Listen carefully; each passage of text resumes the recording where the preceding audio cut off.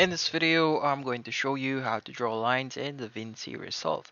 So the first thing that you want to do here is just locate the toolbox and go to generators. So once you're in generators, just scroll down a bit until you see the solid color option. Just drag it in your timeline. Once there, just select the solid color and just go to generator. Change the color you would use. So for example, I want to use white. Then go back to setting.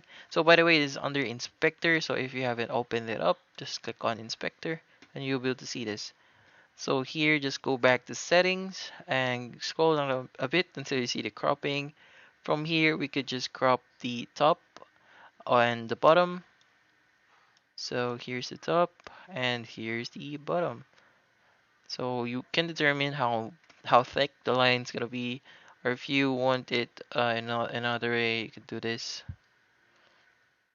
You can choose or however you want to look. Yeah, hopefully this video was able to assist you. Like and subscribe if you found this video helpful.